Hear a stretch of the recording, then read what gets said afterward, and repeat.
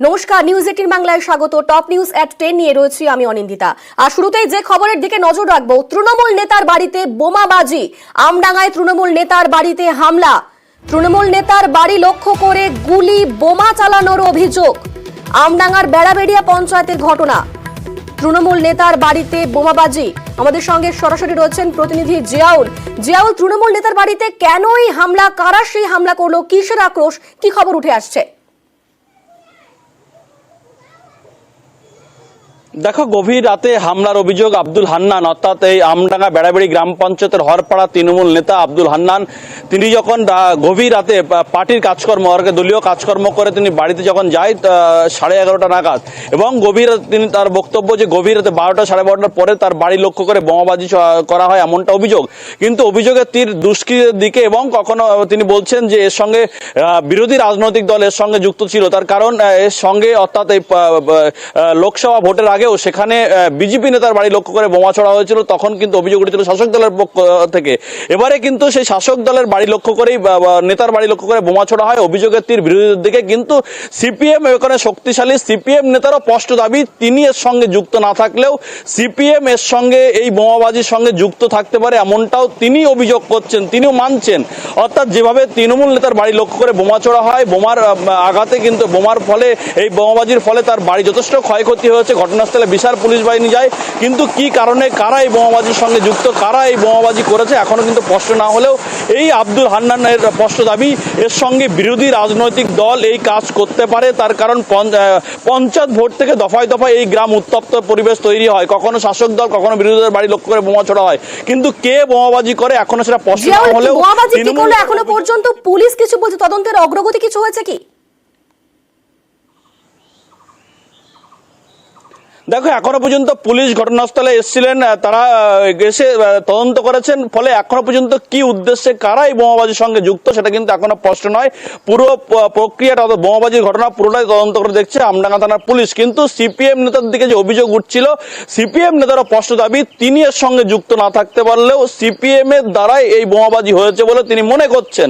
ফলে সব মিলিয়ে তৃণমূল নেতার বাড়ি বোমাবাজি লক্ষ্য করে বোমাবাজি, ফলে এলাকাটা চাপা উত্তেজনা রয়েছে, ঘটনাস্থলে পুলিশ পিকেট বসানো হয়েছে। বেশ, ধন্যবাদ জিয়াউল। স্থানীয় বাসিন্দা তারা কি বলছেন শোনাবো। তো আমি বাড়ি আসার পরে একটা 56 বিকট আওয়াজ, একদম আমি যেখানে শুই সেই খাটের এক সাইডে একাই ছিলাম, খাটে আমার ঘরের চালে বোম মেরেছে। পার্টিকুলার কারণ আমি বলতে পারবো না কি কারণে মেরেছে, রাত্রি ঘুমন্ত অবস্থায় মেরেছে, পুরো চালটাই উড়ে গিয়েছে। মানে শুধু আমার গাড়ি ছিল, গাড়ির তেরপল গুলো ছিল বলে বেঁচে গিয়েছি আমি। আতঙ্কিত মানে কি, ব্যাপক আতঙ্কিত আমরা সবাই, সন্ত্রস্ত ভীত, শান্ত গ্রাম, পুরো শান্ত গ্রাম। পরপর এরা 4 টাইমস হলো। হ্যাঁ, আমি তৃণমূল করি। হ্যাঁ, বিরোধী দিকে আঙুল তুলতে হবে, এখন বিরোধীরাই করেছে হয়তো।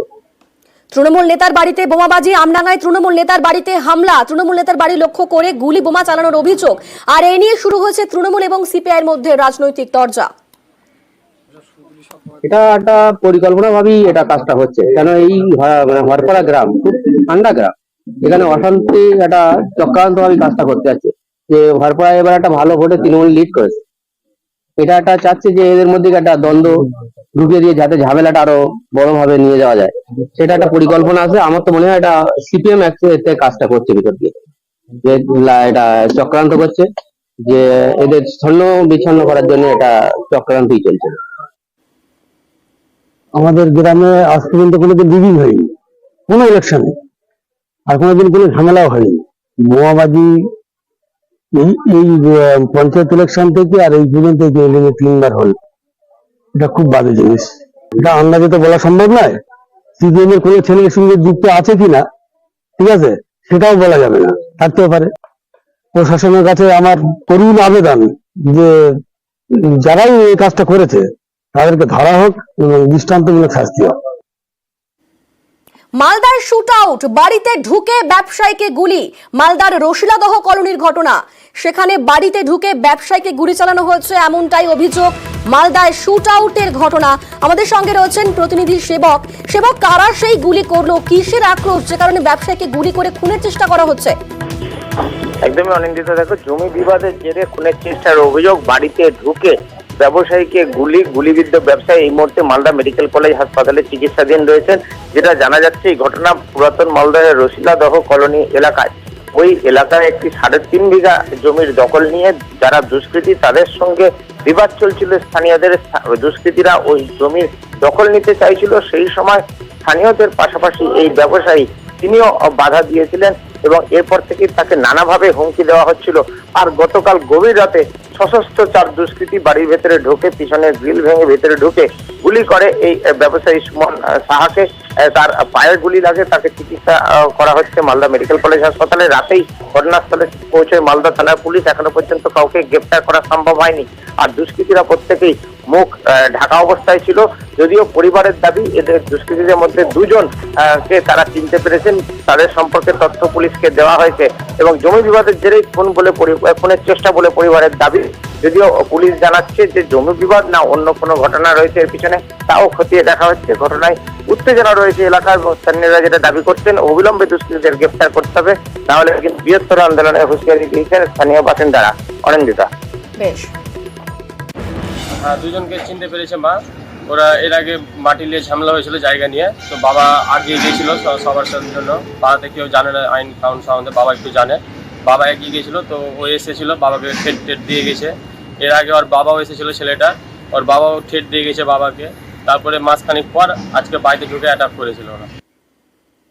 আর এবার নজর রাখবো মহেশতলায়। মহেশতলার বহুতলে সিলিন্ডার ফেটে বিপত্তি, পরপর 2টি সিলিন্ডার ফেটে আগুন লাগে বহুতলে।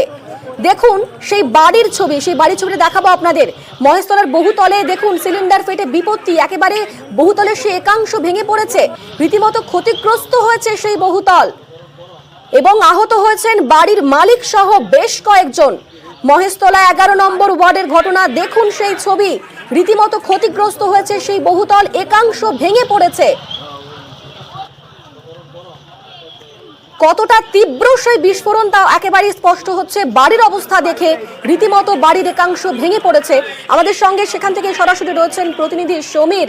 সমীর, প্রথমে জানতে চাইবো একবার যে কিভাবে আগুন লাগলো এই সিলিন্ডারে এবং এখন কি পরিস্থিতি সব মিলিয়ে। দেখুন, আচমকাই সকালবেলায় সব একটা এমন তীব্র আওয়াজ হয়, সেই আওয়াজে এলাকার লোকের ঘুম ভেঙে যায়। যখন বেরিয়ে দেখে পুরো বাড়ির 4তলা বিল্ডিং, আবাসনের 4তলা বিল্ডিং, সেই 4তলা বিল্ডিংয়ের একদম টপ ফ্লোরে 4তলার ওপরে একদম পুরো এক অংশ ভেঙে পড়েছে। তখন এলাকার লোকরা সঙ্গে সঙ্গে ওপরে যায়। ওপরে গিয়ে দেখে 3 জন আহত হয়ে পড়ে আছে ওই বাড়িরই মহিলা। সেই 3 জনকে সঙ্গে সঙ্গে ওখান থেকে নিয়ে হাসপাতালে যায় এবং মহেশতলা থানা পুলিশকে খবর দেওয়া হয় এবং ফায়ার ব্রিগেডকে খবর দেওয়া হয়। ঘটনাস্থলে 2টি ফায়ার ব্রিগেড আসে এবং মহেশতলা থানার পুলিশ আসে এইটাকে দেখে। এবং যখন ভেঙে পড়েছে তখন আশেপাশে আরও লোকজন ছিল, তাদেরকেও ওই ইট যে ওপর দিয়ে নিচে চাঙড় ভেঙে পড়েছে, সেই চাঙড়ের আহতে বেশ কয়েকজন আহত হয়েছে। ঘটনাস্থলে মহেশতলা 11 নম্বর ওয়ার্ডের কাউন্সিলর উনি যায়, উনি গিয়ে সিএসসিকে খবর দেয়, এসে এবং পুরো এলাকায় বিদ্যুৎ সংযোগ বন্ধ করে দেওয়া হয় এবং উদ্ধার কাজ শুরু করে এবং ফায়ার ব্রিগেড সঙ্গে সঙ্গে ঘটনাস্থলে আগুন নেভাবার চেষ্টা করে এবং আগুন নিয়ন্ত্রণ আছে। এবার কি কারণে আগুনটা লাগলো, মহেশতলা থানার পুলিশ তদন্ত করে দেখছে কি করে সিলিন্ডার বাস্ট করলো এই সকালবেলায়। সমীর, কতজন আহত হয়েছেন এবং আহতরা কেমন আছেন সে বিষয়ে কি খবর পাওয়া যাচ্ছে?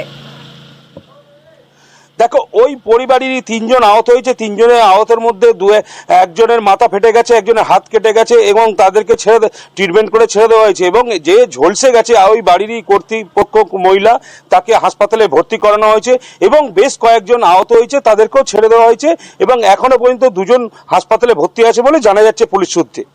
বেশ, ধন্যবাদ সমীর।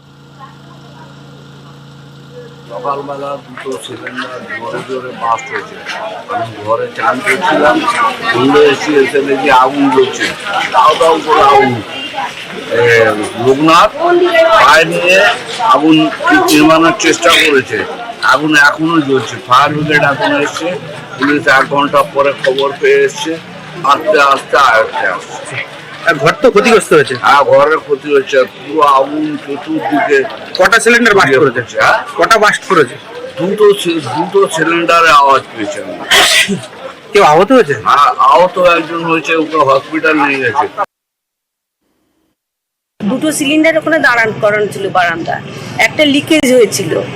কোনো একজন বাড়ির লোক ধূপ দিচ্ছিল, ধূপ দেখাচ্ছিল সকালে, সেখান থেকে এটা দুর্ঘটনাটা ঘটেছে। এবং বাড়িতে যে সময় হয়েছে বাসটা হয়েছে সেই সময় কিন্তু যারা নিচে দাঁড়িয়ে দেখছিল তারা অনেকে ইনজিওর হয়েছে, আর বাড়ির লোকের কি এই হলকা গিয়ে অনেক জায়গায় পুড়ে গেছে, তারা প্রত্যেকেই হসপিটালে আছে, আগুন নিয়ে আছে।